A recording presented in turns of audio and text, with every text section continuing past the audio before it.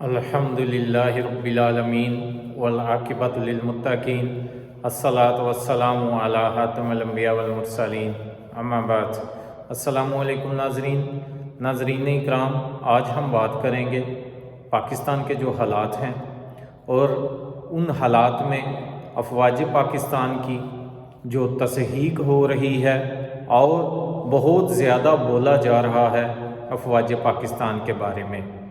اور اب ISPR نے اور جناب ہمارے سپہ سالار صاحب نے بھی یہ کہا ہے کہ ان لوگوں کے ساتھ ہم آہنی ہاتھوں سے نپٹیں گے اور ان کے خلاف ہم ایکشن لیں گے۔ تو میری ان حضرات سے جو ہمارے اسٹیبلشمنٹ میں یا افواج پاکستان میں جو کرتا دھرتا ہیں، ان سے ایک ریکویسٹ ہے اور اپیل کرنا چاہتا ہوں اور ان کو بتانا چاہتا ہوں کہ جناب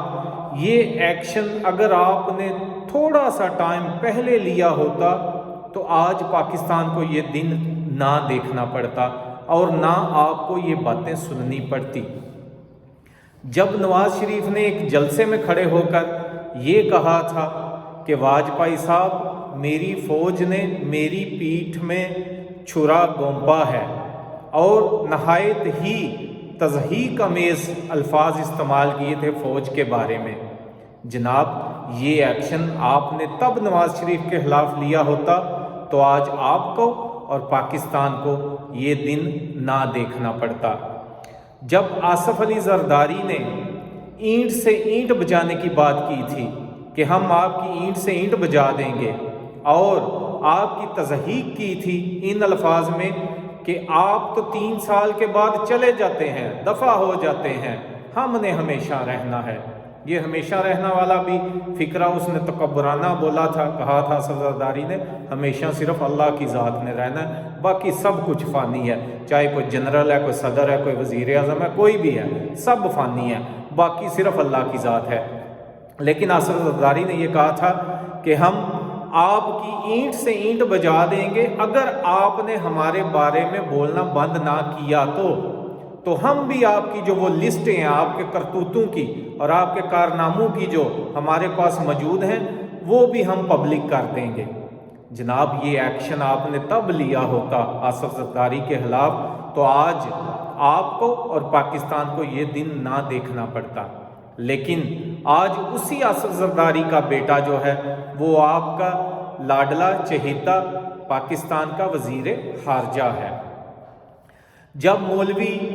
فضل الرحمان یعنی جس کو یہ ڈیزل کہتے ہیں، جب اس نے یہ کہا تھا کہ ہم آپ کا حال بھی پاکستان میں وہ کریں گے، یعنی افواج پاکستان کا وہ حال کریں گے جو افغان مجاہدین نے افغانستان میں امریکی فوج کا کیا تھا، ہم بھی آپ کا پاکستان میں وہی حال کریں گے۔ تو جناب یہ جو ایکشن ہے آپ نے تب فضل الرحمان کے بارے میں یا ڈیزل کے خلاف لیا ہوتا تو آج آپ کو اور پاکستان کو یہ دن نہ دیکھنا پڑتا، لیکن اس کے برعکس اس کا بیٹا جو ہے وہ پارلیمنٹ کا ممبر ہے۔ خواجہ آصف نے جب یہ کہا تھا پارلیمنٹ میں کھڑے ہو کر کہ آپ کی تضحیق کی تھی، آپ پارلیمنٹ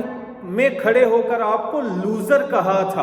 اور کہا تھا کہ آپ نے آج تک کوئی 1 انچ بھی زمین فتح نہیں کی، ایک جنگ بھی نہیں جیتی، اور غریب عوام کا جو سارا پیسہ ہے بجٹ ہے وہ آپ کھا جاتے ہیں، اور آپ عوام کی ہڈیوں سے گوشت بھی اتار کر کھا گئے ہوئے ہیں۔ تو جناب تب آپ نے یہ ایکشن خواجہ آصف کے خلاف لیا ہوتا تو آج آپ کو اور پاکستان کو یہ دن نہ دیکھنا پڑتا،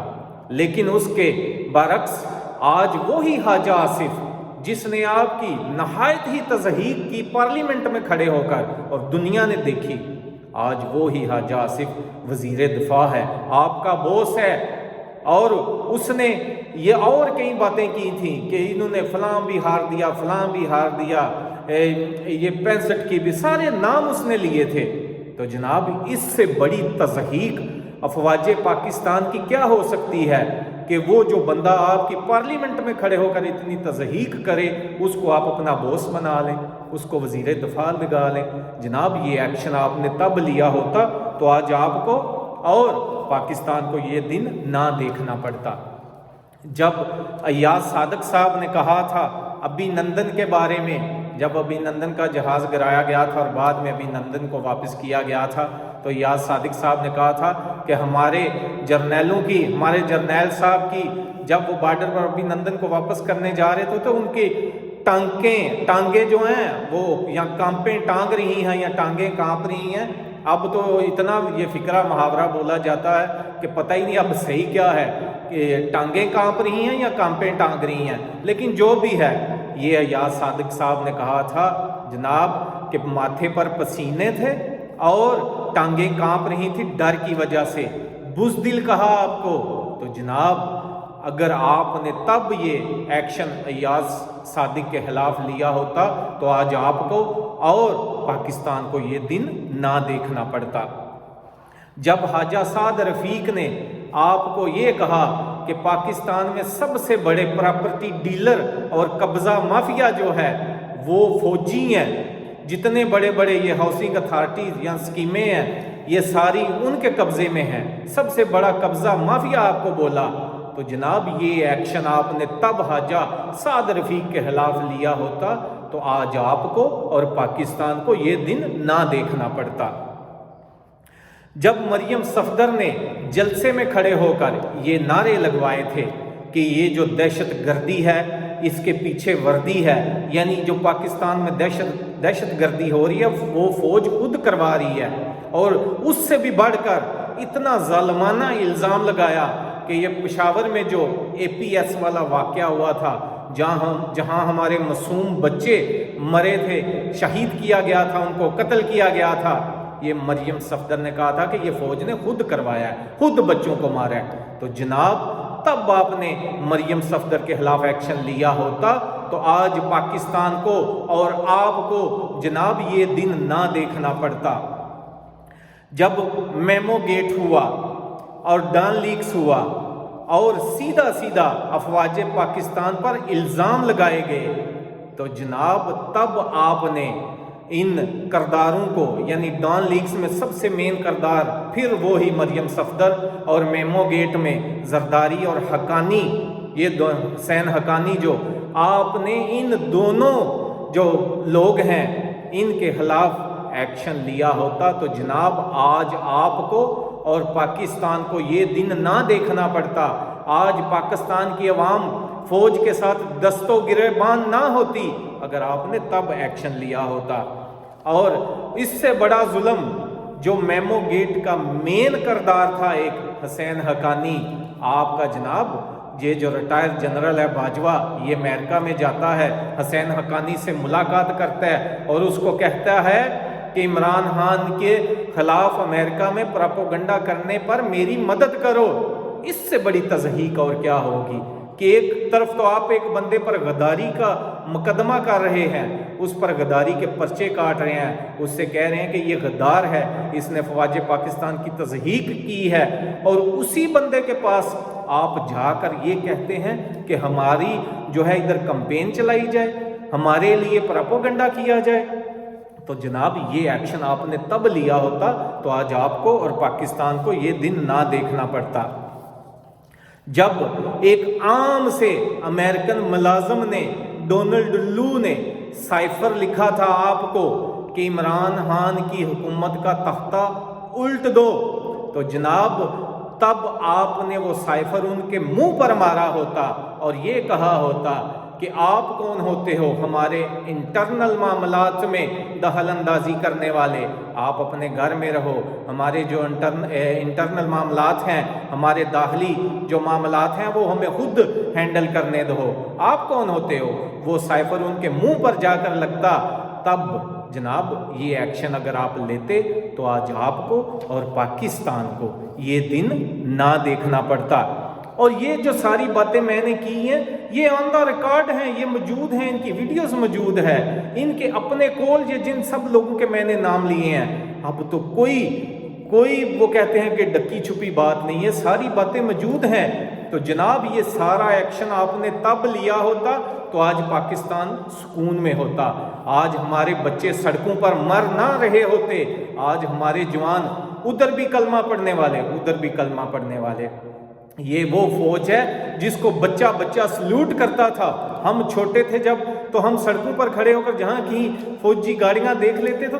تو فخر محسوس کرتے تھے، دلی خوشی ہوتی تھی۔ آج اسی فوج کو گالیاں پڑ رہی ہیں اور تضحیک ہو رہی ہے۔ جناب اس میں غور کیجئے گا، سوچئے گا کہ اس میں سب سے بڑا قصور کس کا ہے؟ آیا ان لوگوں کا ہے یا